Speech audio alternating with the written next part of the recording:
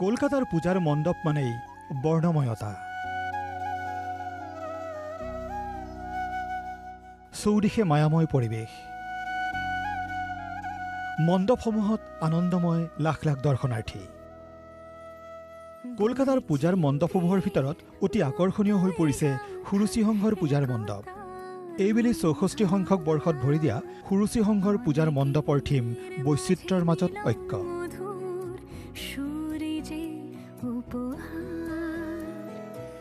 আমাক শান্তি লাগে, আমাক প্ৰগতি লাগে, আৰু সেই শান্তি আৰু প্ৰগতিৰ বাবে বৈচিত্ৰ্যৰ মাজৰ যি ঐক্য, সেই ঐক্য কিন্তু লাগিব।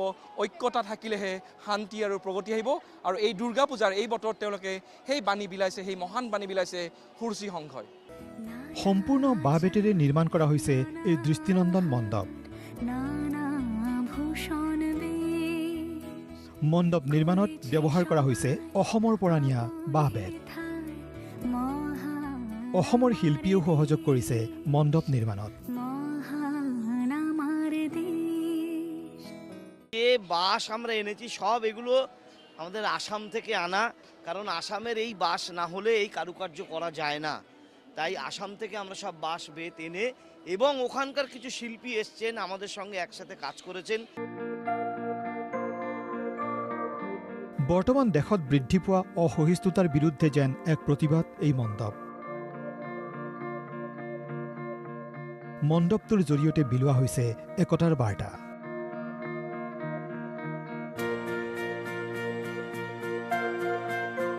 আমাদের সারা দেশে যে হানাহানি চলছে, যে অসহিষ্ণুতা, কারুর প্রতি কারুর ভালোবাসা নেই, সেটার জন্য সুরুচি সংঘর এবারে প্রতিবাদ যে আমরা যদি সবাই একত্রিত না হতে পারি, একসাথে না থাকতে পারি, তাহলে আমাদের দেশ, আমাদের পৃথিবীকে আমরা বাঁচাতে পারবো না।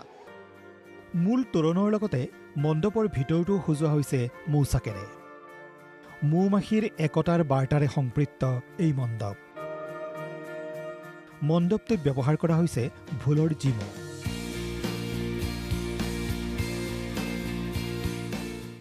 প্যান্ডেলের ভেতরে মৌচাক দেখিয়েছি, এবং আমাদের মেন এন্ট্রি যেটা, সেখানে মৌমাছির ডানা দেখি, যেখানে মৌমাছি হচ্ছে জীবজগতের সব থেকে বেশি ঐক্যবদ্ধ জীব।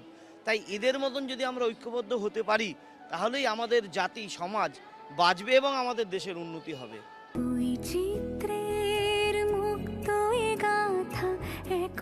সুৰুচি সংঘৰ পূজাৰ এইবেলি থিম সংটো হৈ উঠিছে অনন্য।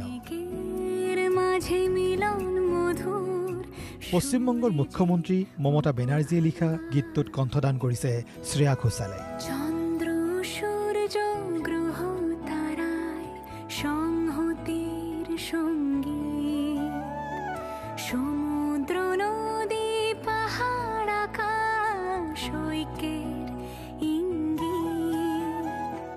এবার থিম সং লিখেছেন আমাদের মাননীয় মুখ্যমন্ত্রী মমতা বন্দ্যোপাধ্যায়, তাকে সুর দিয়েছেন আমাদের বম্বের বিখ্যাত জিৎ গাঙ্গুলি, এবং আমাদের গানটা গেয়েছেন স্বনামধন্য, মানে সারা ভারতবর্ষে এখন যার নাম খুব বিখ্যাত, শ্রেয়া ঘোষাল।